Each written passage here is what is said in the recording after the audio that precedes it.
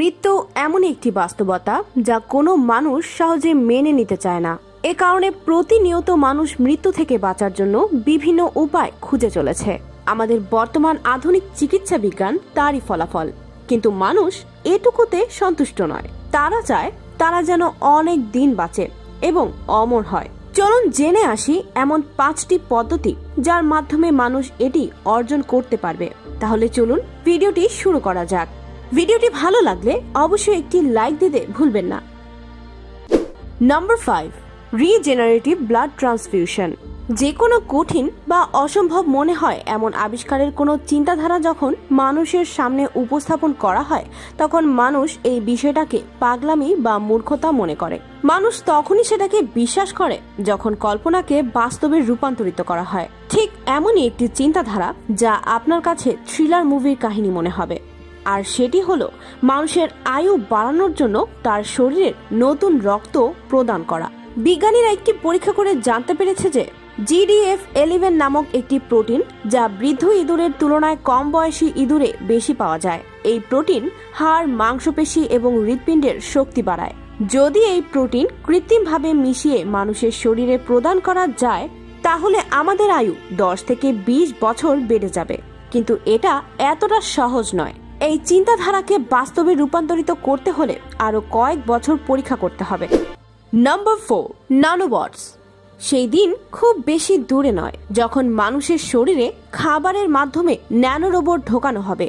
এই রোবটগুলো আপনার শরীরে প্রবেশ করে আপনার শরীরে থাকার রোগ নির্ণয় করবে এবং তার চিকিৎসাও করবে।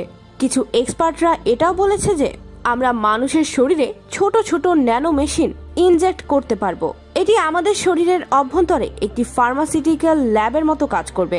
তাহলে একবার চিন্তা করে দেখুন, যে কোনো রোগ আপনার শরীরে প্রবেশ করার আগেই তার চিকিৎসা হয়ে যাবে। আপনি কখনো অসুস্থ হবেন না। এর থেকে ভালো সংবাদ আর কি হতে পারে? কিন্তু কিছু এক্সপার্টরা এটা মনে করেন যে একটি সমস্যার সমাধান হলে আরেকটি সমস্যার উৎপত্তি হয়। আমাদের শরীরে কোষ তৈরি হওয়ার একটি চক্র থাকে। যদি আমরা সক্রিয় কোষগুলোকে শক্তিশালী করে দেই, তাহলে যে কোষগুলো ক্যান্সারের রোগ বহন করে সেই কোষগুলো শক্তিশালী হয়ে যাবে এবং এতে সেটি মহামারীর রূপ ধারণ করবে।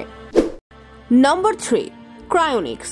ক্রায়োনিক্স এমন একটি পদ্ধতি যেখানে একজন মানুষকে ঠান্ডা তাপমাত্রা ব্যবহার করে একটি ডিপ ফ্রিজে রাখা হয়। আসলে এই ডিপ ফ্রিজটি বিশেষভাবে এবং বিশেষ উপকরণ দিয়ে বানানো হয়, যার মাধ্যমে এর ভেতরে থাকা ব্যক্তিটির পালস রেট এবং হার্টবিটের উপর নজর রাখা হয় এবং তাকে জীবিত রাখার জন্য প্রয়োজনীয় ক্যালোরি শরীরে প্রবেশ করিয়ে দেওয়া হয়। এই চিন্তাধারা সেই সব প্রাণী থেকে নেওয়া হয়েছে যেসব প্রাণী কয়েক মাস বা বছর পর্যন্ত ঘুমিয়ে থাকে। নিজের শরীরের বায়োলজিক্যাল ক্লককে ধীর গতি করে মাসের পর মাস জীবিত থাকে।